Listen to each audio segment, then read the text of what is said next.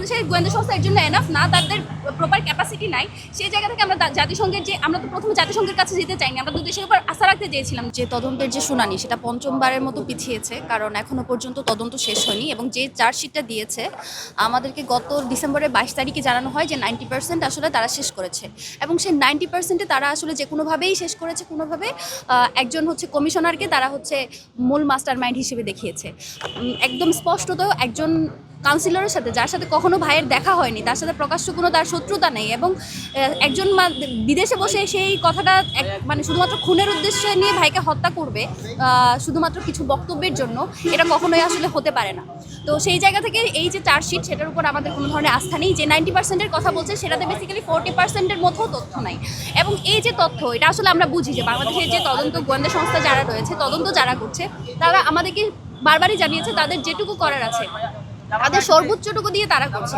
তাদের ক্যাপাসিটি আসলে এতটুকু যে যতটুকু তারা দিচ্ছে এর বাইরে যাওয়ার আসলে ক্যাপাসিটিও তাদের নাই।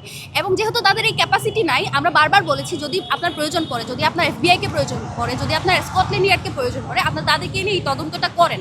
বিচার কি হবে, কাকে ফাঁসি দিবে, কাকে কি করবে সেটা পরের ব্যাপার, কিন্তু মূলত যারা এটার পিছনে আছে তাদেরকে তো সামনে আনতে হবে। এই সামনে আনার কোনো প্রচেষ্টাই আমরা দেখতে পাচ্ছি না, বরঞ্চ আমরা দেখছি তড়িঘড়ি করে যে কজনের নাম সামনে এসেছে তাদেরকে যে কোনোভাবে একটা ভার্ডিক্ট দিয়ে এই মামলা ডিসমিস করে দেওয়ার। এইটা তো এত সহজ একটা কেস না। বাংলাদেশের ইতিহাসে এখন পর্যন্ত সবচেয়ে হাই প্রোফাইল কেসগুলোর মধ্যে অন্যতম শহীদ ওসমান হাদী হত্যার কেসটা। সেখানে যেহেতু তারা খুবই একটা মানে কি বলবো, একটা প্রহসন সাজাতে চাচ্ছে বিচারের নামে, আমরা সেটা মেনেই নিব না। এই জন্য আমাদের দাবি যে শহীদ ওসমান হাদী হত্যার যে বিচার, এটার পিছনে স্পষ্টত এখানে হচ্ছে বিদেশি ষড়যন্ত্র, রাষ্ট্রীয় ষড়যন্ত্র, এবং এখানে এস্টাবলিশমেন্ট জড়িত। স্পষ্টভাবে আবার বলছি, এখানে এস্টাবলিশমেন্ট জড়িত, কারণ এখন পর্যন্ত আমাদেরকে এস্টাবলিশমেন্টের তরফ থেকে কোনো ধরনের সহায়তা করা হচ্ছে না। আপনারা যারা দিন দেখবেন সকল প্রোটোকল ভেঙে দেওয়া হয়েছে। যখন তার লাশটা নিয়ে যাওয়া হচ্ছিল দাফনের জন্য, একেবারে অরক্ষিত অবস্থায় তার লাশ এইখান পর্যন্ত এসেছে, তার কবর পর্যন্ত এসেছে। এই জন্য আমরা সন্দেহ করছি এখানে বাংলাদেশে তার যে বিচার সেটা মানে ভালোভাবে হবে না, সেটার একদম পূর্ণাঙ্গ তদন্ত বাংলাদেশে সম্ভবই না। এজন্য আমরা জাতিসংঘের তদন্ত আহ্বান করছি, এবং এটা একমাত্র সম্ভব হবে যখন ডক্টর মোহাম্মদ ইউনূস জাতিসংঘ বরাবর একটা লেটার লিখবে। এটা তার জন্য কোনো ব্যাপারই না, যেহেতু তিনি ওসমান হাদীকে ধারণ করেন, আমরা বিশ্বাস করি তিনি এই কাজটা করবেন, কিন্তু তার পর্যন্ত আমাদেরকে পৌঁছাতে দেওয়া হচ্ছে না।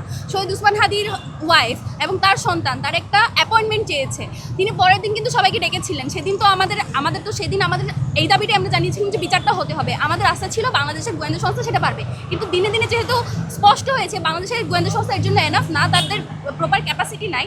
সেই জায়গা থেকে আমরা জাতিসংঘের যে আমরা তো প্রথমে জাতিসংঘের কাছে যেতে চাইনি, আমরা তো দেশের উপর আস্থা রাখতে চেয়েছিলাম। দেশ যখন আমাদের সেই আস্থার মূল্যায়ন করতে পারছে না, যত আমাদেরকে রেসপন্স করতে পারছে না, আমাদেরকে আন্তর্জাতিক সংস্থাগুলোর কাছে যেতে হচ্ছে। এবং আমরা আশাবাদী যে ডক্টর মোহাম্মদ ইউনূসের কাছে আমরা এখানে এসে বসেছি যাতে তার পর্যন্ত কথাটা যায় যে আমরা জাতিসংঘের এই তদন্ত আহ্বানটা করছি, এবং আমরা আশাবাদী যে তারা করবে। কারণ বাংলাদেশে এই মুহূর্তে ওসমান হাদী হত্যা যদি বিচার নিশ্চিত না হয়, যেই সরকার আসবে, আপনারা বলছেন সামনে নির্বাচন, এটা হবে সেটা হবে, ওসমান হাদী হত্যার যদি বিচার না হয়, আপনার যে পরবর্তী রাষ্ট্র সেটাও এরকম একটা আনস্টেবল, অস্থিতিশীল একটা রাষ্ট্রই থাকবে, সেখানে কোনো পরিবর্তন হবে বলে আমরা বিশ্বাস করি না।